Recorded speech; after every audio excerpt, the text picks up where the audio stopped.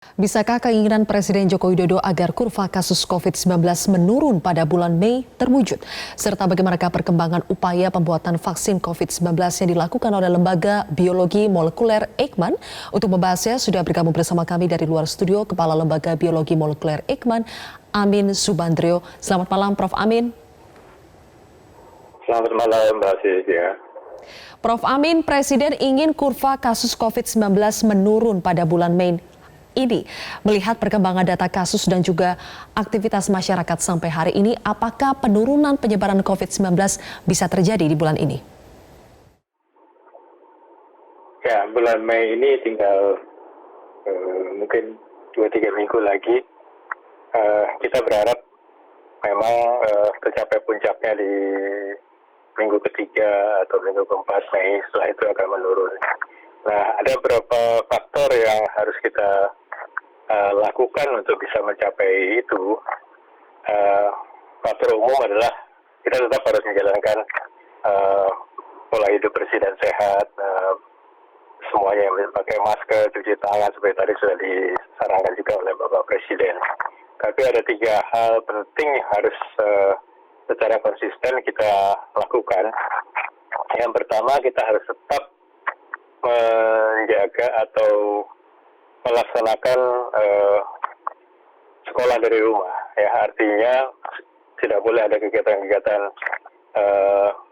belajar, artinya mahasiswa atau pelajar untuk berkumpul di ruang kelas dan sebagainya itu harus tetap dihindari. Jadi tidak boleh terburu-buru melihat situasi agak membaik kemudian mulai ada yang sekolah dan sebagainya. Itu tetap harus dijaga.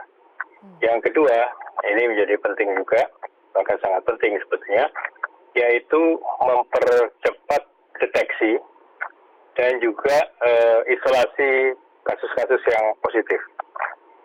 Kita melihat saat ini di beberapa laboratorium ada beberapa kelemahan, termasuk lab-lab yang besar bahwa pemeriksaan konfirmasi dengan PCR itu kadang-kadang mencapai lebih dari 5 hari atau bahkan sampai seminggu.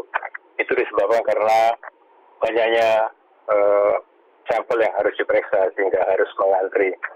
Dan kita menyadari betul kalau terjadi kelambatan 1 hari saja sudah meningkatkan kesempatan virus itu untuk terbawa oleh orang yang terinfeksi dan kemudian bisa menularkan ke lebih banyak orang lagi. Jadi, Prof. Amin, Anda menyebutkan ada 3 hal, tadi sudah disebutkan 2 hal, tetap di rumah saja, kemudian juga mempercepat deteksi. Untuk faktor ketiganya, boleh nanti kita lanjutkan lagi usai jeda. Prof. Amin, kami harus jeda terlebih dahulu. Kami kembali melanjutkan perbincangan dengan Kepala Lembaga Biologi Molekuler Eijkman, Prof. Amin Subandrio. Prof. Amin, tadi Anda katakan ada 3 hal yang harus dilakukan masyarakat jika kita ingin kurva kasus penyebaran COVID-19 bisa turun pada bulan Mei ini.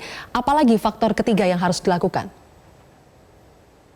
Ya, sebelum saya masuk yang ketiga, saya menambah sedikit yang kedua itu, kita harus mentargetkan bahwa hasil pemeriksaan itu paling lama 3 hari atau yang 4 hari itu paling panjang. Jadi kalau spesimen sampel diambil hari ini, kemudian dikirim ke laboratorium, besok dikerjakan, dan besok lusa hasilnya sudah ada. Nah, itu waktu yang terpendek yang bisa kita harapkan, dan itu sangat menentukan keberhasilan kita dalam mendeteksi kasus dan juga melakukan isolasi secara dini. Nah, yang ketiga, ini juga terkait dengan situasi saat ini, yang harus tetap kita jaga adalah pembatasan traveling.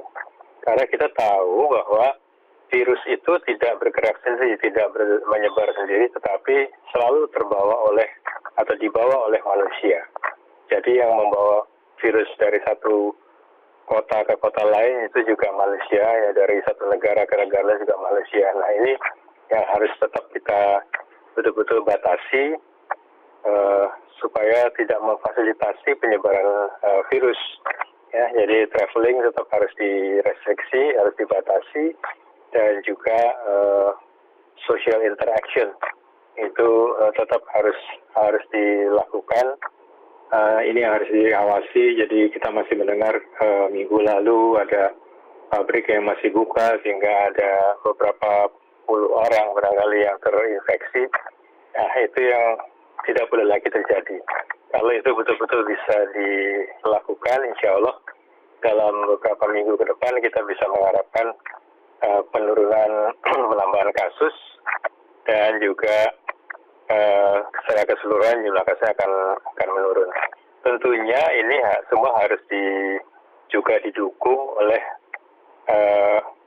kemampuan teman-teman di rumah sakit untuk mempercepat penyembuhan pasien-pasien yang sudah dalam keadaan relatif berat yang harus dirawat di rumah sakit.